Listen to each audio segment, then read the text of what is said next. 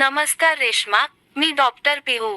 गेल्या वेळी आपण मासिक पाळीची अनियमितता या विषयावर चर्चा करत होतो. तुम्ही विचारले होते की तुमची मासिक पाळी अनियमित का होते. आपण त्यावर पुढे बोलूया का?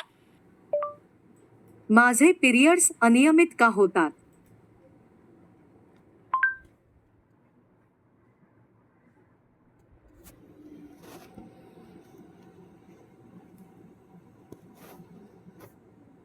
नमस्ते रेश्मा, हा खूप महत्त्वाचा आणि सामान्य प्रश्न आहे, विशेषतः तुमच्या वयात.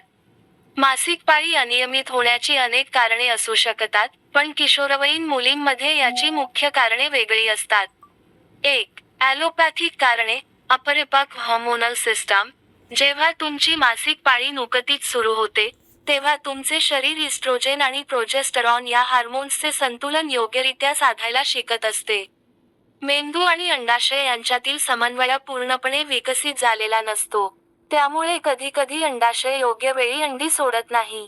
यामुळे पाळी कधी 30 दिवसांनी तर कधी 45 किंवा 60 दिवसांनी येते. जीवनशैली आणि ताण, तणाव, परीक्षेचा ताण, कुटुंबातील समस्या किंवा जास्त चिंता यामुळे कॉर्टिसॉल नावाचे हार्मोन वाढते, जे थेट तुमच्या पाळीच्या हार्मोन्सवर परिणाम करते. वजन बदल, जर तुमचे वजन अचानक खूप वाढले किंवा खूप कमी झाले, तर शरीरातील फॅटचे प्रमाण बदलते आणि इस्ट्रोजेनच्या निर्मितीवर परिणाम होतो. PCOD, काही मुलींमध्ये हार्मोनल असंतुलन असते, ज्यामुळे अंडाशयात लहान सिस्ट तयार होतात आणि पाळी खूप अनियमित होते. 2. आयुर्वेदिक कारणे, आयुर्वेदानुसार, मासिक पाळीचे नियमन अपानवायू, जो वात दोषाचा एक प्रकार आहे, तो करतो. अपानवायूचे कार्य खालील दिशेने असते. जेव्हा तुम्ही खूप थंड पदार्थ खाता, जागरण करता किंवा जास्त चिंता करता, तेव्हा हा वात दोष असंतुलित होतो. यामुळे अपानवायूचा नैसर्गिक प्रवाह बिघडतो आणि पाळीची वेळ निश्चित राहत नाही, त्यामुळे ती अनियमित होते.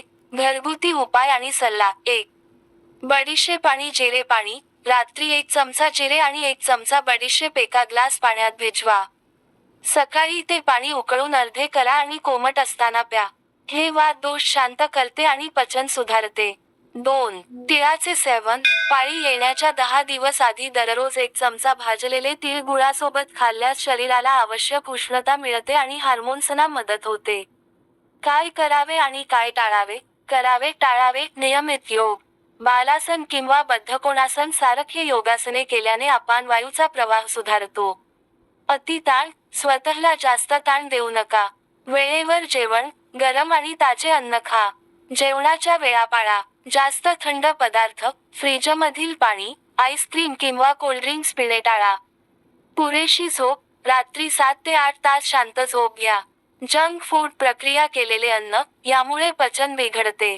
टीप: जर तुमची मासिक पाळी सलग 3 महिन्यांपेक्षा जास्त काळ आली नाही किंवा 2 पाळ्यांमधील अंतर 45 दिवसांपेक्षा जास्त असेल, तर एकदा डॉक्टरांना भेटून तपासणी करणे आवश्यक आहे. समजले का तुला? आणखी काही शंका असल्यास विचार. हे सामान्य आहे का?